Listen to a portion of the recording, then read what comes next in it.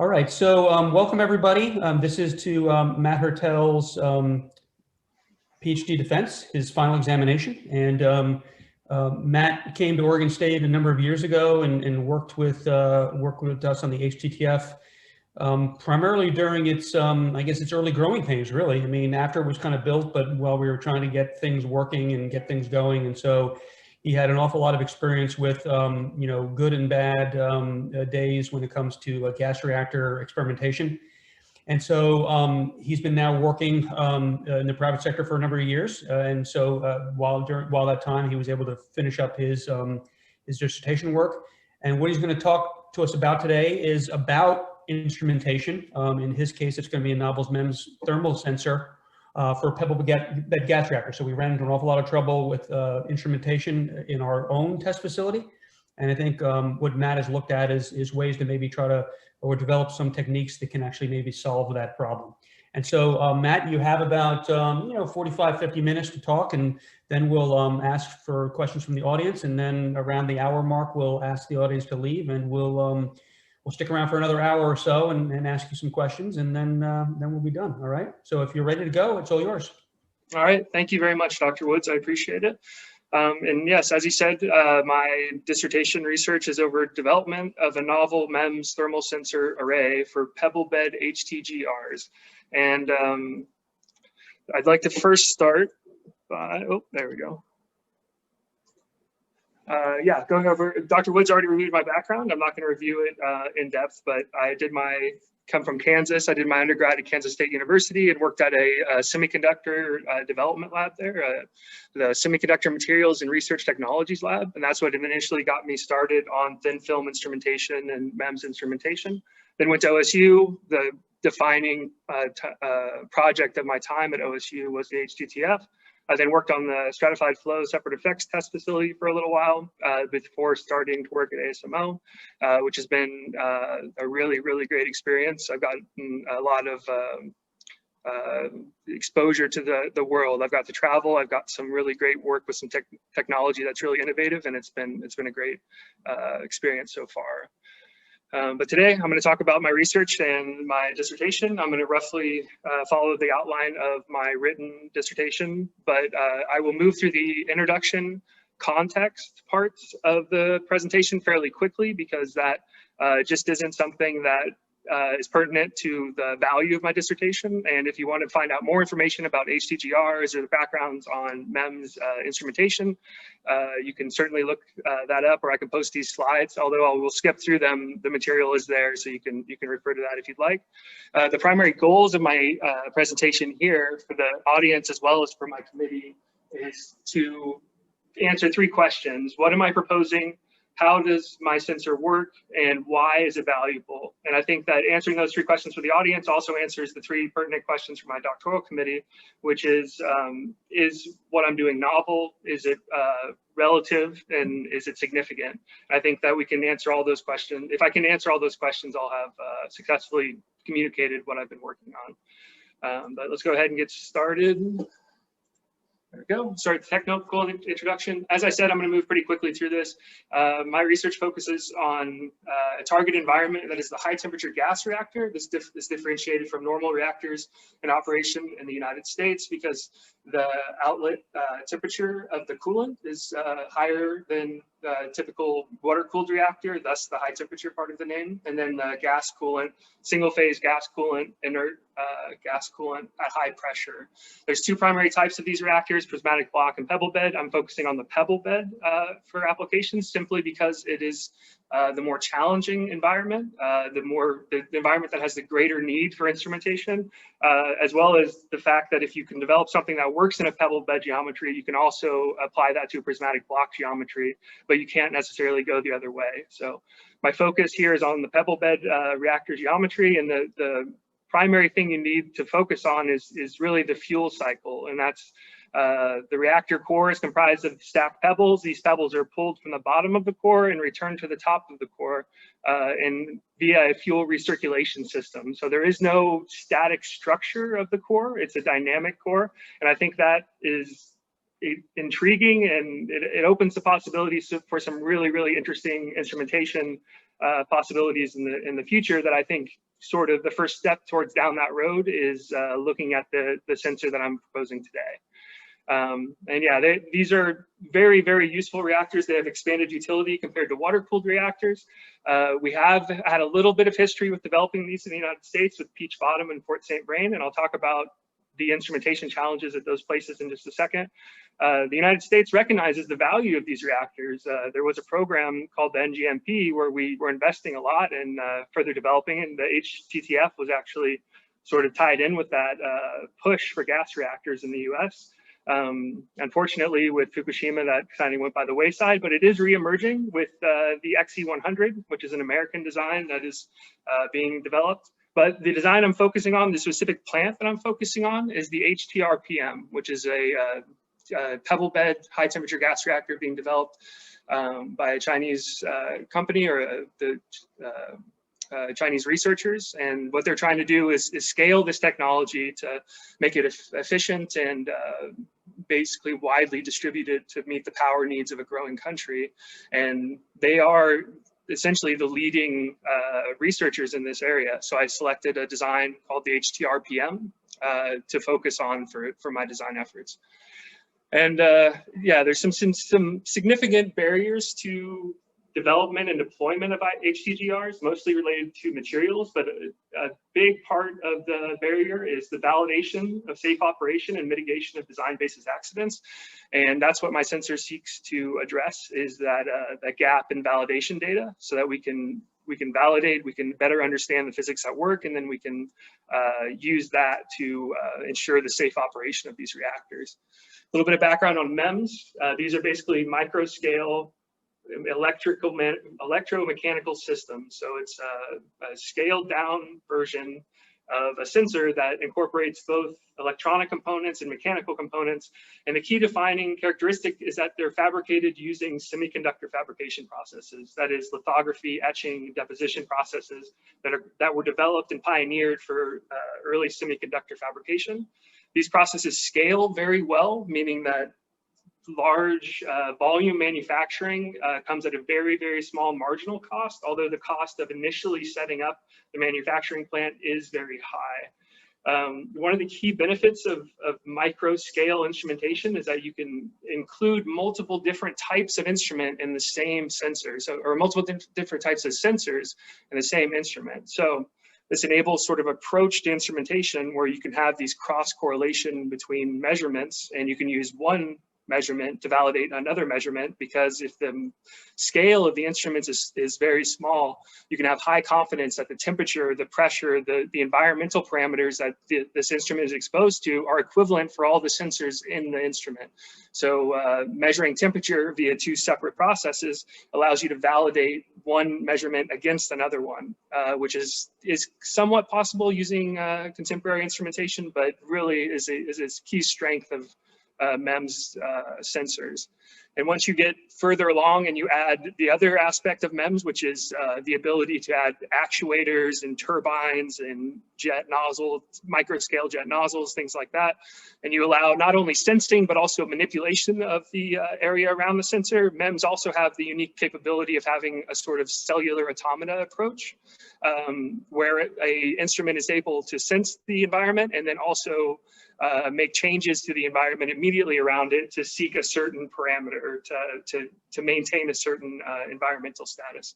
I think that's a really, really interesting thing for pebble beds, because the unstructured fuel and the sort of design philosophy behind pebble beds is sort of it enables an approach that could utilize that key aspect of MEMS instrumentation. But the fundamental thing I'm trying to answer with my research is, or the fundamental hypothesis is, that I believe that a MEMS thermal sensor can effectively compensate for calibration drift. And this is common in HDR core environments. So in HDR cores, you have an instrumentation challenge, and that challenge is primarily due, at least for thermal instrumentation, is due to a calibration drift effects which occur. So for example, RTDs, which are resistance temperature detectors, are a type of thermal sensor that's very sensitive that could be useful in an HTGR environment, yet we can't use them in that environment because the calibration drift which occurs just is not detectable. And then also, you don't know what the magnitude of that drift is. And my sensor, the key thing that it does is detects this calibration drift and then allows a method that the signal can be compensated to account for it. And that allows you to use RTDs in this environment, thus allowing you to increase the precision and accuracy of the instrumentation. My secondary hypothesis is that MEMS sensors are uniquely suited to pebble bed HTGR fuel systems, and they offer some advantages that are impossible to obtain with conventional instrumentation methods. So I'm addressing a specific need, and then I'm also giving a sort of a general applicability argument that I want to make. And I'm going to let a few more people in. Sorry about that. And the basic fundamental setup of my research project is kind of divided into 4 parts, and it's developing a model for the HTGR environment. So looking at the HTRPM and coming up with an environmental model, looking at the sensor that I want to develop and characterizing how that sensor might have calibration drift or might degrade in this environment. Using both of those to make a sensor design, then taking that sensor design and simulating its performance. And I did this by creating from scratch a electromechanical physics simulation using the calibration drift model as well as the sensor design. And then once you have a simulation framework, you take, I took the environmental model from the HTRPM, used that as input, and then determined if the sensor I had designed would be applicable for that specific environment by looking at the performance and then evaluating it against contemporary instrumentation. And that's sort of the structure of my project. Now I have a lot of deliverables for my project, but the key things are the novel thermal sensor design and development of an instrument performance framework. Those are the 2 really big pieces that constitute the most of the work that I did. And I think that one of the biggest things when you're doing a doctoral research project is really establishing why what you're doing is novel and how it's novel. And so one of the things I've done here is sort of isolated the different facets of novelty that we're working with or that I've determined to be applicable to my project. And the first one here is the application novelty. So that is basically applying MEMS sensors or multi-sensor instruments to the fuel interface for reactor systems. As far as I know, this is not something that's been investigated thoroughly. For test facilities, there has been some advanced instrumentation applications, but not for the pebble bed and not for this specific application. The second facet of novelty is functional novelty. So using, in this case, my sensor is an RTD, and I'm using a strain gauge to validate that measurement and to correct when drift occurs. The same approach was proposed by Oak Ridge with an RTD and a Johnson noise thermometer. So it's a similar approach, but mine is obviously different because I have different sensors. But their fundamental support of that approach lets me know that the RTD that has a calibration correction function is a valid approach to improving the instrumentation on high temperature gas reactor systems.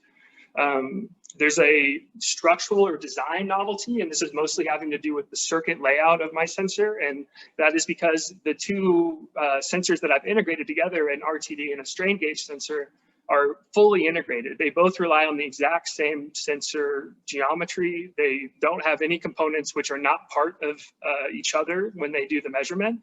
And this is similar in literature to another approach proposed, I think it was a year and a half ago, using an RTD and a thermocouple, where you have an RTD with an extra leg coming out of it that basically comprises the thermocouple.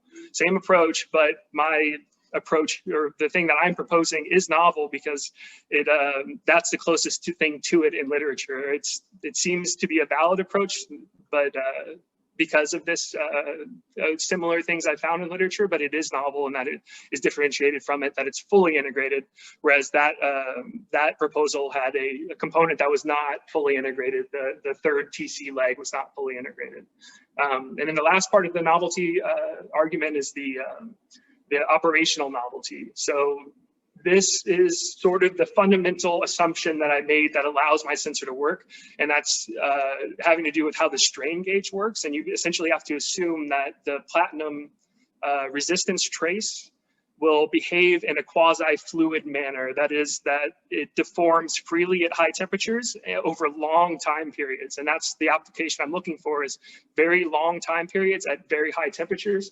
And I think I can make a case that this is a valid assumption. And I think it's also a novel assumption, because I haven't been able to find another strain gauge that uses this approach. There is some approaches that are similar to it with high temperature platinum thermometry, but they are fundamentally different, but it still sort of validates the approach in general. Some key limitations, of course, resources. I'm only considering thermal effects, so I'm proposing the sensor for thermal test facilities, not for actual use in the HTRPM, although I do demonstrate some small or some valid approach to radiation exposure correction. So the sort of calibration offset that would occur because of radiation exposure, I address how that might be corrected. Excuse me. I also do a pseudo validation via performance simulation instead of experimental validation, which is a serious limitation for a instrument development project, because you always want to do an experimental validation, but in this case I couldn't. And there's a few other things. Basically, I assume that literature is accurate. The characterizations that I've done are accurate. There's no other things that would limit what I'm proposing as far as the operation of the sensor. Getting to the context of experiments, essentially I'm addressing the validation gap, and that ties into thermal hydraulic safety analysis. So I'm addressing a need for validation so that the safety can be qualified of these reactors, so that the DVAs can be qualified. And this approach, because I want to address verification and validation, the way in which I'm judging my sensor is accuracy, durability, and response time. We want to improve on all of these things if we can over contemporary instrumentation. And again, MEMS offers some advantages, inherent advantages to MEMS that can be useful in overcoming or in improving upon these contemporary instrumentation properties. So when you look at contemporary high temperature gas reactor thermal sensors, you basically have thermocouples and RTDs. Thermocouples are used in the core environment. They're more tolerant to radiation. They have a relatively small signal, a small magnitude of their signal. It's in the millivolt range. But they are durable and they are reliable. RTDs offer increased accuracy and precision just because they don't function by the same physical process. They're essentially a measure of electron mobility, and that electron mobility is tied to temperature because electron mobility is influenced by phonon interactions. So phonon transport is essentially the way in which we characterize heat transport in a material. So as a material gets very hot, more phonon interaction and phonon and electron interaction happens, which increases the resistance of the conductor. And that's the direct way in which you can measure temperature via electrical resistance. And again, it's inherently more accurate, more precise than a thermocouple, but it's inherently more prone to drift as well. And if you look at previous systems in the United States, at least, there is a serious problem for core instrumentation. Peach Bottom, for example, had 100% of their C-type thermocouples fail. This is due to embrittlement, but it is a serious issue. They didn't have those functional to operate the plant to monitor the process temperature. They had 97 K-type thermocouples, and as far as I can tell, they all did eventually fail by the time the reactor shut down. They did have also backup acoustic thermometers that they could use to validate their thermocouple measurements, and ultimately that's what they relied on near the end of the life of the plant to do their core thermal measurements. Fort St. Vrain had germol P and germol N type thermocouples, which are specifically used due to their radiation tolerance. They had a 3-year operating life, but I couldn't find exact information on when they failed, if they failed before that. But still, 3 years looks to be about what you would expect for durability or for sustainability of the instrumentation. The HTR10, which was the predecessor to the HTRPM, had a 75% failure rate after 1.5 years of operation. And this is for 40K type thermocouples on the outside of periphery of the core. They didn't actually, some of these failed open, but some of them failed because they went outside the accuracy bounds. And they didn't know that they had exceeded the accuracy limitation of their sensors, the acceptable accuracy, until they actually got to the point where they were replacing the instrumentation and they were able to calibrate it again. So some method of in situ calibration is absolutely necessary. And there's some advanced instrumentation that's trying to address this. These are all interesting concepts, but in my research, I haven't found a good solution. There's something that really answers this question. If you look at where MEMS thermal sensors are at now, what's being done with MEMS to push the science forward, yeah, there's some interesting things and some interesting that look applicable to HTGRs. And again, I characterize MEMS here. I talk about the different types. Basically, you're looking at thin film RTDs and thermocouples and lab on a chip configuration. The important thing to know is that when you get down to this micro scale and you start operating with this micro reduced scale balance of forces, that it really comes down to materials. It is the most important part of the design effort. And because of that, I will talk about materials in a moment quite thoroughly. And that is ultimately what allows my sensor to work. And part of its novelty is the material selection. The other thing you have to keep in mind is that you want it to be scalable. So you want it to use these processes that really make it a low marginal cost. And I think if you're looking at innovative MEMS sensors, I think one of the most interesting thing to look at is look at what NASA is doing with their jet propulsion sensors. They're doing this lab on a chip approach. They're putting thermocouples, strain gauges, a variety of instruments, pressure instruments and thermal instruments, all into a single device. And by doing this, again, you get this advantages of being at the micro scale. You get these cross correlation of parameters because you know that the exposure is similar. And then you also can get some very, very fine resolution in your measurements. You can tell the difference in, say, boundary layer separation. You get a very, very fine resolution, whereas typically you'd go with optical methods for something like that. The other thing to note is that RFID and passive inductive sensors for harsh environments is an active area of innovation for MEMS sensors. And that's because of low power requirements and a number of other advantages that are very conducive to that sort of approach. MEMS materials and fabrication, as I said, a system of materials, and MEMS is based on semiconductor fabrication methods. So the materials are mostly semiconductor materials such as silicon and silicon dioxide, alumina, titanium, a range of materials that are more conducive to semiconductor operation and less conducive to mechanical operation. But the high temperature or harsh environment MEMS is an emerging field, is actively being researched, actively being extended. And when you look at those materials, you start getting into things like diamond thin films. Diamond epitaxy is not well developed. We can't yet make giant ingots of diamond to make things, but the properties of that material are very, very useful and intriguing. And if we can find a way to do that, we can certainly extend the applicability of these devices. But what I'm really interested in is refractory metal, which is basically platinum. Platinum is a remarkable material because of its oxidation resistance, its chemical resistance, its linear response over a wide temperature range. It is really, really a special material. And I think that if you can really exploit the material properties of platinum, you can do a lot with it. And you can make a sensor that is inherently resistant to the type of calibration drift that you see. So I've selected platinum as one of my materials. The other material is polycrystalline alumina. And alumina, great material for insulation. If you have monocrystalline alumina, specifically alpha alumina, that's what's known as sapphire. And there's some interesting properties of sapphire that allow me to have this sort of novel operation. And yes, you have to curtail the fabrication processes you use to your materials. So it's important to understand how the materials react to chemical attack or plasma etching or any other fabrication methods. And there's some specialized processes that I describe. I'm not going to go into depth in them now. But you do need to make sure that you work on all parts of it, not just the design, but also the manufacturability and the scalability of such a sensor to make sure you're realizing those benefits that you get from MEMS. With that done, we're going to go into environmental analysis. So looking at the HTRPM, we need to characterize this environment as well as we possibly can. And again, this reactor comes from a lineage. It's being developed right now and constructed. If you're interested in this information, it's all online, or you can look at these slides after my presentation. It's ready for fuel now. I think, construction is slow due to COVID, but they are in the process of getting ready to test this thing. And I think that it's a really, really promising sign for the future of pebble beds to have a system like this being constructed.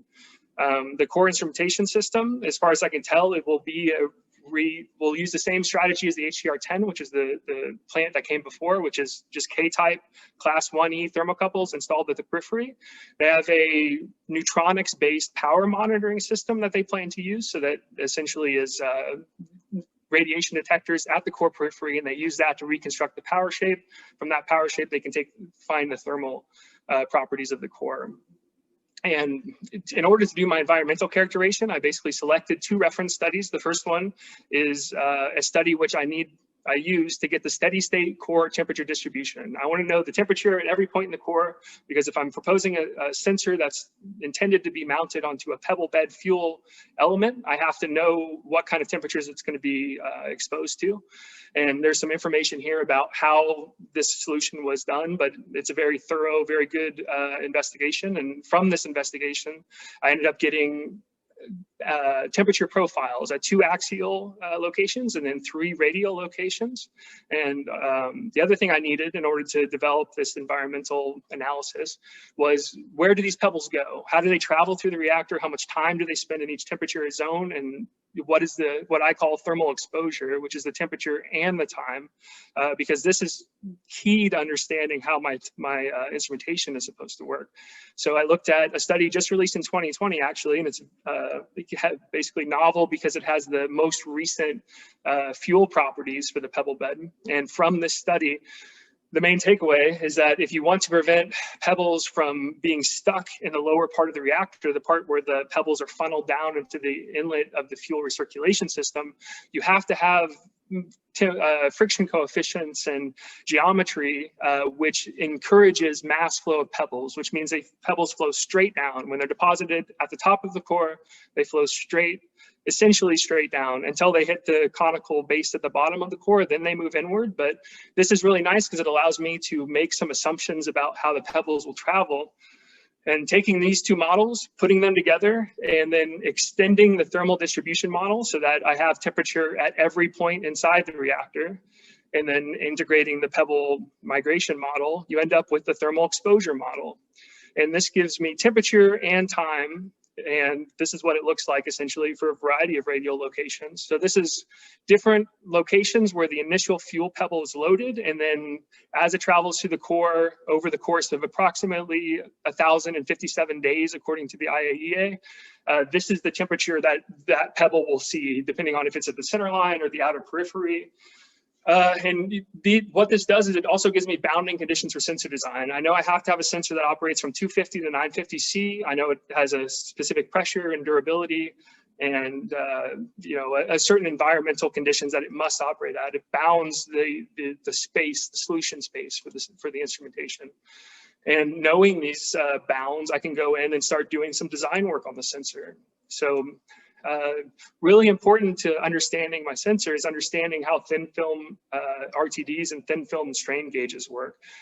And essentially a thin film RTD is a platinum resistive trace of what's called a meander type trace, which just means it is very thin and very long and sort of wraps itself around the surface that you're wanting to get a temperature measurement from.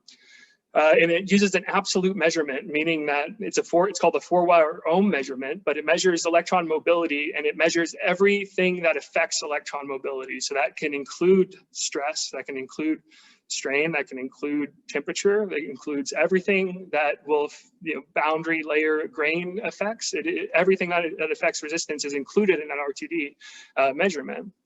And you compare this to a strain gauge measurement or the strain gauge geometry, it's interesting to see that they're very similar, right? Like a thin film RTD and a thin film strain gauge look very similar. The difference is that a strain gauge has this sort of directionality to it. It's a meander, but it's a sort of directed meander, right? It's walking in a specific direction. And that is because it wants most of that trace to be parallel to the direction of strain it's measuring. So it will be, basically, by doing this meander in a specific long drawn out way, it makes sure that strain is only detected in one direction and not in the perpendicular direction. And this allows you to isolate strain, the measurement that you're trying to make. The other key thing to know about thin film strain gauges is that they use a differential measurement rather than an absolute measurement. So at least for a full bridge strain gauge measurement. So what that means is that it's taking 2 sensors and it's only measuring things that are affecting one sensor but not the other. So if something affects both sensors at the same time, then it will not be detected by a full bridge strain gauge setup. And this is temperature. So you might ask, how can we measure temperature with a strain gauge if you're saying that temperature is not detected, if only differential things are detected? I'll get to that in a moment. It's a function of the materials, but it's important to note that they are very similar, that the same trace could potentially be used for an RTD and a strain gauge. It just depends on how you set up the measurement and how what your materials are as you develop the sensor. Key to understanding a little bit about how strain gauges work is there's something called the gauge factor, and this is essentially how much the resistance of the measurement changes with applied strain. And I don't have a lot of math in this presentation, so please bear with me just for this bit and a few other key equations. But you'll see on the right is K is equal to the gauge factor, and this is the change of resistance per unit strain, change in length over the total length. And there's two parts to this. It's 1 plus 2 times the Poisson's ratio plus delta rho over strain. So 1 plus 2 times the Poisson's ratio, that first component is called the geometric component of the strain gauge. And then the second part is called the piezoresistive component. And the geometric component is essentially how the strain gauge trace changes geometrically as it's stretched. So it gets longer and it gets thinner. But the piezoresistive portion is how the strain or how the resistance is changed because the material lattice is deformed. So electrons are traveling through that material lattice as those bonds between the molecules is adjusted. Ultimately, that results in a higher resistance. And what you want to do typically with the strain gauge is you want to maximize the amount of resistance, or the amount of resistance you get per unit strain. So you want to maximize the piezoresistive effect, and the geometric effect is essentially static. It doesn't really change very much. So the other thing to note too is that as you strain a material, as you add more stress to a material, those lattice bonds become deformed, and they essentially, this isn't exactly how it works, but it's a good analogy. They essentially stretch, right? So as these bonds are stretched more and more, it takes less and less additional energy to break them. And once you break them, they will recombine, reform those bonds with whatever is energetically favorable. So maybe a closer molecule or atom rather than the original one it was connected to. And the evidence of this happening is apparent in the graph I put here, which is essentially Vickers hardness. So it's a measure of how much work hardening is done to a platinum sample. And then at what temperature does annealing effect start? So at what temperature do these bonds start breaking and reforming with closer bonds, more energetically favorable bonds? And you can see from this chart that the more deformation that happens, the quicker, the lower the temperature that this annealing temperature begins to happen at. And this is the key to understanding how I treat this sensor and how I move through the rest of the justification for how my device works. So the next part is the annealing rate. So if you need to characterize how quickly something is annealing. So how quickly is the thermal stress from strain being translated into permanent plastic deformation? And that strain is being relieved and those bonds are being reformed into a permanent change rather than an elastic change that will return back once that stress is removed. And I've characterized this using a NASA characterization for platinum thin films. It's interesting characterization because it essentially ties the rate of annealing to the temperature, the film stress, and time. So if you look at the graph on the bottom, you can see that essentially what this graph is saying is that there's a certain amount of time at a certain temperature, or for any given temperature, that a sample of platinum will return to its ground state. That is its most energetically favorable position, which the ground state also coincides with zero piezoresistive stress, because the material has now gone from having these deformed lattice bonds to having reconfigured lattice bonds, but they're not deformed anymore. So now you only have the geometric portion of the strain. You no longer have the piezoresistive portion. And the big thing to know about that is that at high temperatures over long time periods, piezoresistive effects do not matter. They go away. And this is completely opposite to how you normally operate a strain gauge, but it is absolutely valid. There's lots of evidence for this in literature, but it's not something that's usually exploited because the time frame and the temperatures that you're at are not something that's a common environment that you're trying to measure. Moving on here, so I can make sure I keep my time. The difference between absolute and differential measurements. On the left here, you have a strain gauge setup. On the right, you have the 4-wire ohm measurement. I'm kind of showing how they're comparable. And again, the biggest thing to note is that absolute measures everything that affects electron mobility. Differential only measures things that are different between the two. And as long as you have a balanced full Wheatstone bridge layout, then the RTD measurement, essentially, that I'm proposing does not get affected by the strain measurement. That is, it does not prefer one path over the other. So you'll see in just a moment how I've laid out the sensor to ensure that that is always the case. As long as there isn't a thermal gradient across the surface of the sensor, the bridge remains balanced. And there's been some benefits to integrating them. Essentially what I had already said, they're tightly coupled and you can use one measurement to validate the other. And then I talk here a little bit about selecting the materials. I'm not going to focus on this now because it is important because it's part of the design process. But the thing to know is that I've selected platinum, pure platinum. That's very important for the sensor trace, and for the substrate, alpha, alumina, or sapphire. And this is essentially something we can fabricate in a lab very easily and very cheaply. And the key part about sapphire is that it has a axis-dependent coefficient of thermal expansion. That is, it expands more in the C-axis than it does in its other axis, its optical axis, or it expands more in its optical axis than it does in the others. So if you cut the platinum ingot on the A plane, as I've illustrated here, that means the vertical thermal expansion, or the thermal expansion towards the C-axis, is greater than the thermal expansion parallel to the C-axis. And this is really, really key to the way in which I use a strain measurement to ultimately measure temperature as another way to measure temperature. So this is the layout of the sensor I've designed. It's a hybrid electrical resistance thermal sensor. It has nothing to do with my name, I assure you. That is simply a coincidence, but a very happy coincidence. And it has the ability to detect and compensate for calibration drift. And that's because you have the precision of the RTD, you have an absolute measurement, and then you have the accuracy of a strain gauge measurement, which is not affected by the things that cause calibration drifts in RTDs. And so basically you get kind of the best of both worlds. You get a very precise measurement, and then you have a very accurate validation for that measurement. And if they don't match up, you can compensate the measurement to ensure that whatever effects have caused that measurement, that signal the drift, you can correct for in situ. So you don't have to pull it out and calibrate it. You can find the calibration while it's working and then correct it in real time. And this is durable, high temperature materials. These materials are insanely compatible in that they have matching epitaxy, they have similar CTE, they don't thermally diffuse or corrode one another, even at very, very high temperatures. And the material selection is really key for that reason.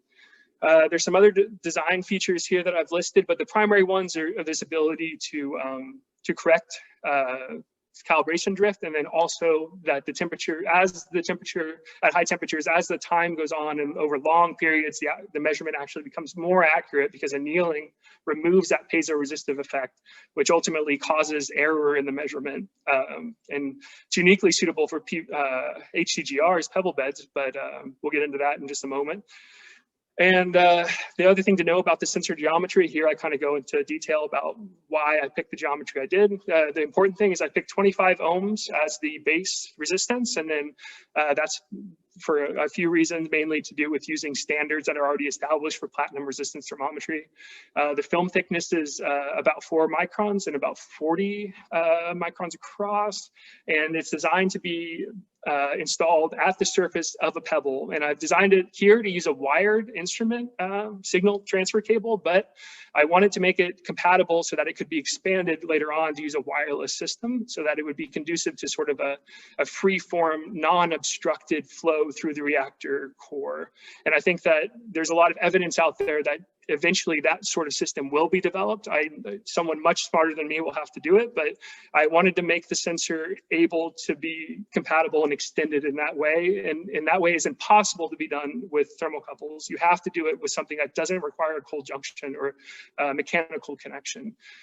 And yeah, they're designed to be put in with the fuel system to circulate through the entire core over 3 years. And this is a bit of vanity here, a nice render of the sensor because I think it looks really cool. You can see on the top there, sapphire, the substrate is clear as long as it doesn't have the natural minerals that cause it to be blue in nature, but lab-made sapphire is clear. And then the platinum resistive trace on top. There's vias to carry the circuit to the back side of the sensor where the signal wire is attached via brazing method. And then the top of the sensor, I've peeled away the protective coating, but the top of the sensor also has a layer of polycrystalline aluminum. And above that is another layer of platinum to act as a thermal spreader. And that ensures the temperature gradient is even across the entire sensor. I've gone through the trouble of making sure that I can fabricate this thing and gone through a lot of trouble to make sure that the materials are compatible and that the compatibility can be, or the manufacturing can be scaled to realize those kind of benefits you get. So next thing is simulating the performance. And I've broken this up into two pieces. Whoops. My bad. Broken this up into two pieces, and that's steady state performance and temporal performance. So the first thing I did was simulate the performance with no time effects. So you're looking at the change in geometry of the sensor, the change in all the temperature dependent variables, and simulating the output of the sensor with that and 10 milliamp excitation current. This is the output. If you just have steady state operation, you can see that the important thing to note is that you get some linear response, especially in the higher temperature ranges. You also have 1,000 times difference in the signal magnitude. So the RTD has a very strong signal. It has 1.2 volts at the high temperatures or above that. The strain gauge, because it's just measuring differential thermal expansion, which is a pretty nuanced effect, only has 1.2 millivolts. So the strain gauge is accurate, but low precision because of that low signal magnitude. And the RTD is precise because of that large signal magnitude, but it's not accurate because it can be easily drifted away from its calibration. Next, I did a transial or temporal performance simulation, and essentially I took into effect the effects of time, and that is that film stress that builds up as differential expansion occurs, and then the annealing that relieves that stress.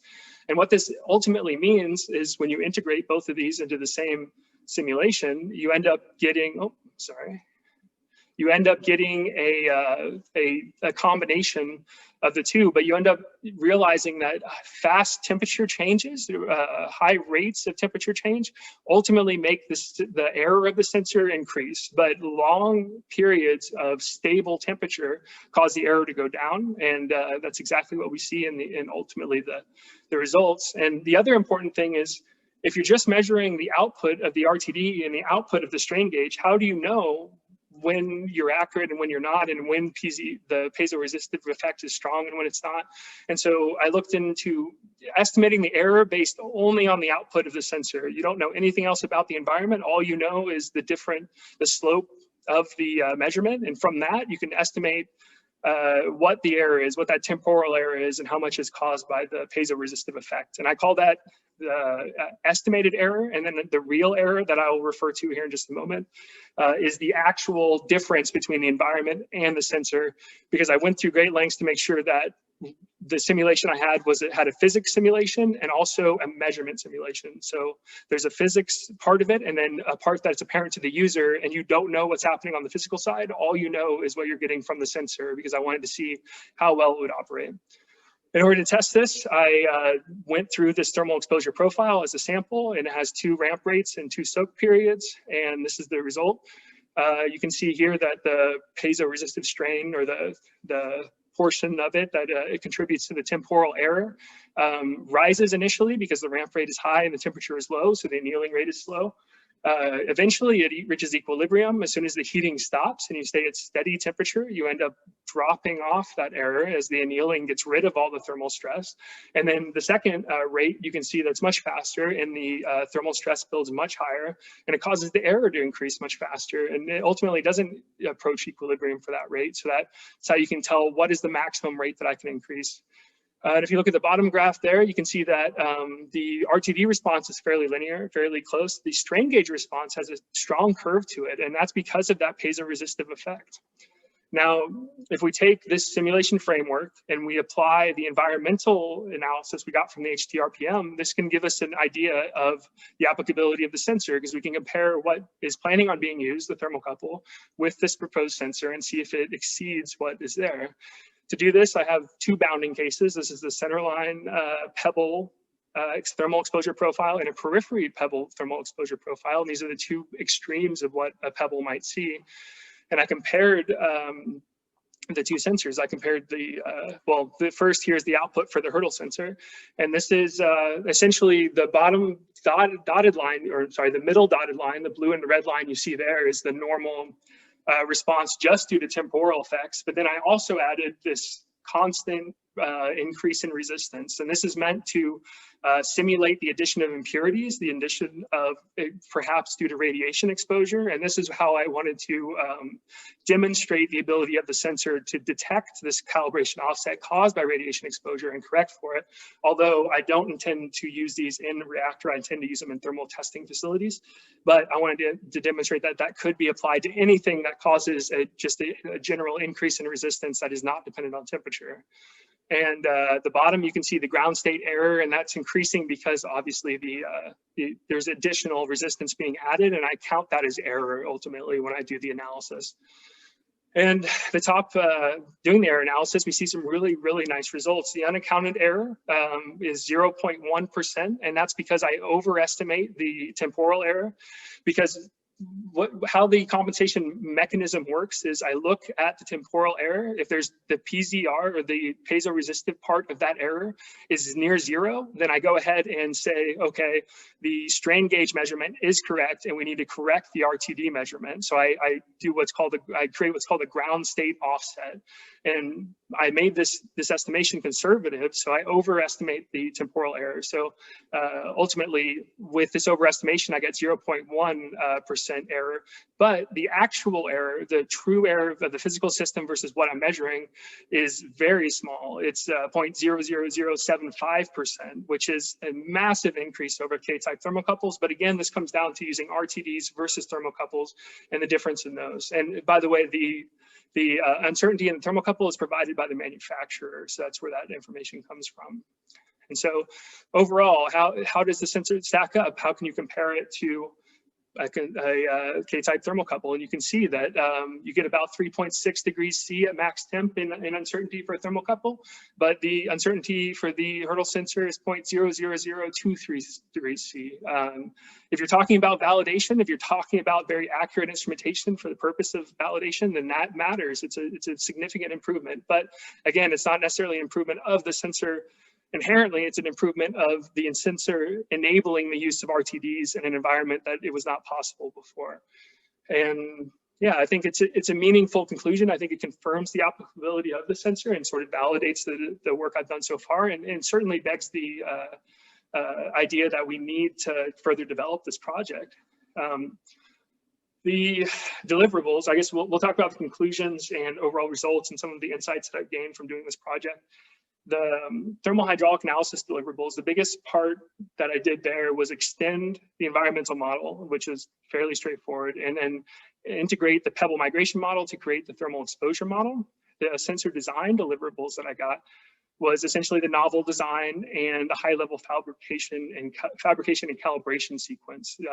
Specifically, the sensor design, I think, is meaningful, is significant, is it's something that I think hopefully will actively extend what we're able to do, the capability. There's some other sensor design deliverables, such as advanced secondary sort of functions of the sensor, but I don't think they're as significant as the design itself. There's also the simulation framework that I developed, which I think it took a lot of time to make sure that it was accurate, to test it thoroughly, and to make sure the results were realistic. And I think ultimately, by doing the characterization of the annealing rate and the piezoresistive stress generation rate, and making sure that those were accurate compared to what's found in literature, I think the simulation framework is a valuable part of this project. And then, of course, there's the evaluation of sensor performance and applicability, and that's the comparison between the thermocouple and the RTD, or the Hertel sensor. And yeah, it obviously is meaningful that we were able to increase that applicability. I hopefully increase the durability as well due to the nature of the materials. Response time is something that is not increased. It is the most significant part of the drawbacks of this sensor, is that you can't measure step changes in temperature. You can't measure fast temperature changes, but you can very accurately measure steady temperatures, especially high temperatures, anything over about 200 C over long periods very accurately. And I think that that is meaningful, even if you can't measure that high ramp rate of temperature change. And yeah, the conclusions was that if we can enable an RTD to be used in an HTGR core environment, then that is meaningful. It's something that is a gain for validation efforts, and something that could eventually allow us to have instrumentation in pebble beds that did not exist before. It was not possible. It should allow for the collection of validation data and to monitor thermal hydraulic processes. So process monitoring, as in when the reactor's in operation, monitoring the core temperature. It has narrow applicability, at least in the way that I framed it, but broad implications for validation efforts and hopefully safety certification of the design. And I think MEMS as a platform for reactor instrumentation, I think that there's a lot there. There's a lot of low-hanging fruit that can be gained by doing this. And I'm not just talking about thermal instrumentation. I think there's a broad spectrum of radiation detectors. This is what I worked at when I was at Kansas State University, was basically MEMS radiation detectors. And I think when you integrate radiation and thermal detectors all into the same sensor, you end up getting this sort of really interesting cross-correlation and benefits that you wouldn't get otherwise. And I think the challenges for implementing MEMS is really just the lack of regulatory knowledge. The nuclear industry is a slow-moving industry, something that requires validation, long validation periods. And so I think getting MEMS certified as safety instrumentation is going to be a long battle, but I think the benefits of it are meaningful, and I think they're worthwhile. They also have a lot more data that you have to handle and process, and much more than is typically collected from say a process monitoring at a reactor. And then there's a high initial cost of setting up the manufacturing for these sensors, but the marginal cost of every additional sensor after the manufacturing is set up is extremely low, much lower than contemporary instrumentation.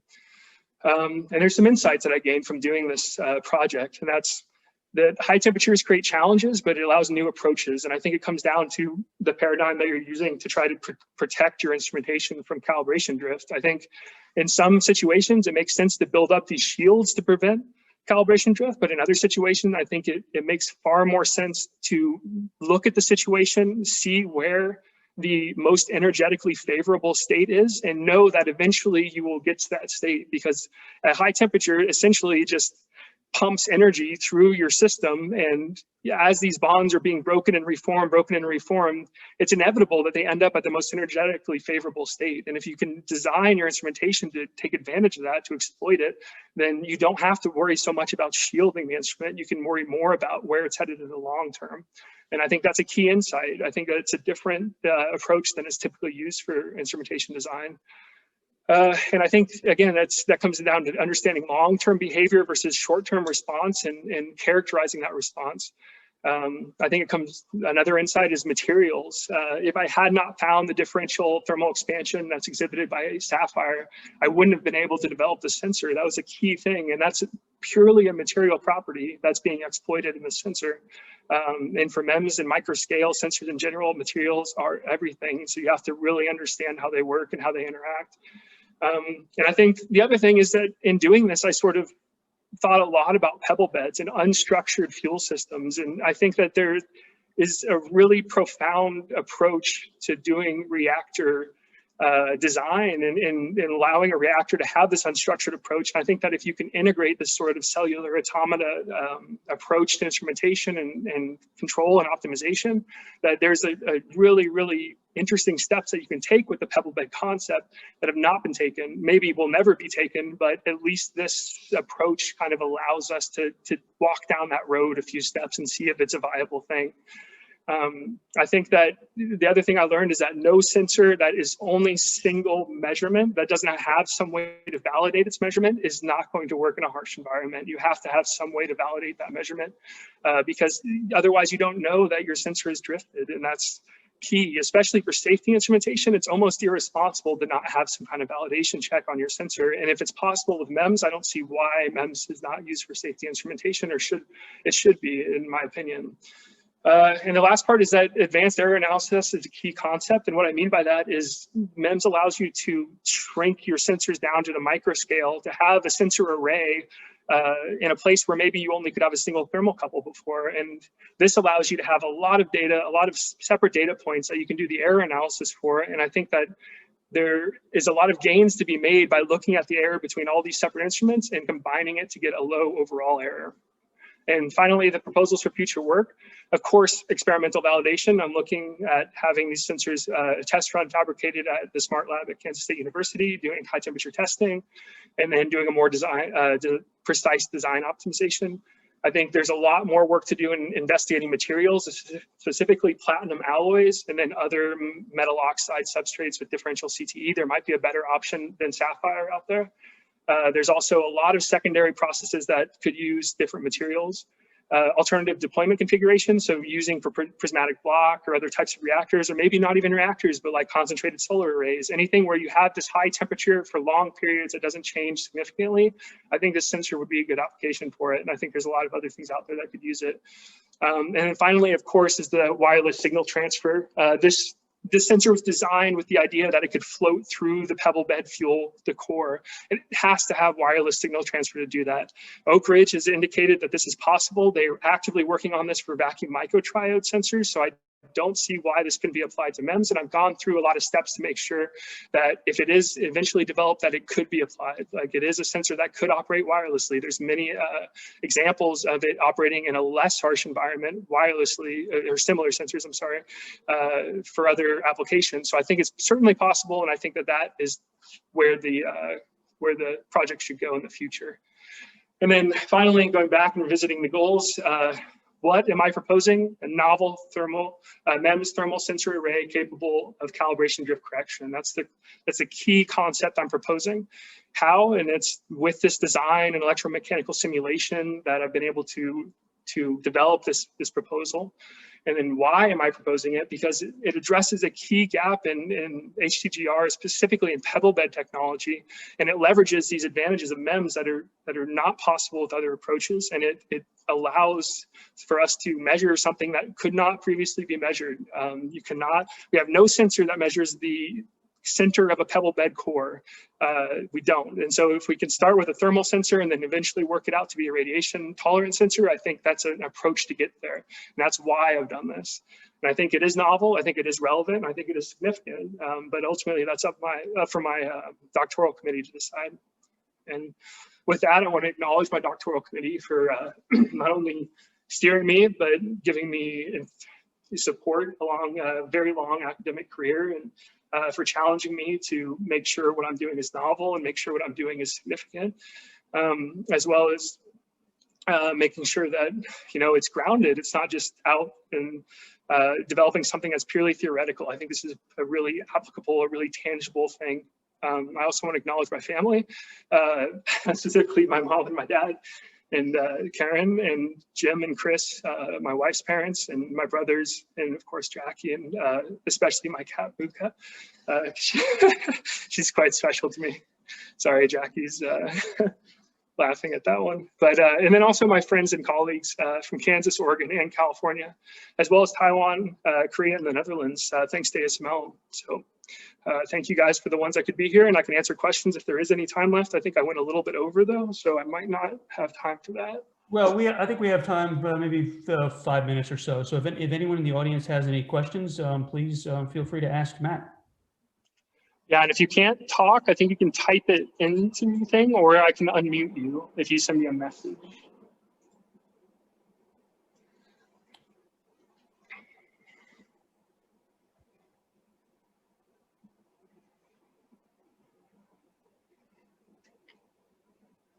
I know that was a lot of material in a very quick time frame. I'm a bit of a fast talker, so my apologies for that.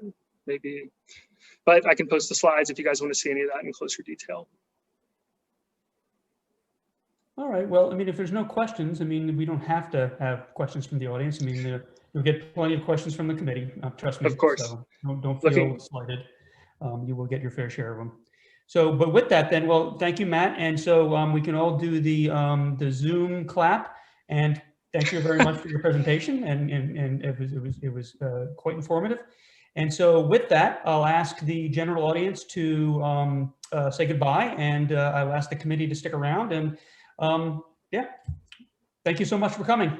Yes, thank you, all of you, for being here. I appreciate it.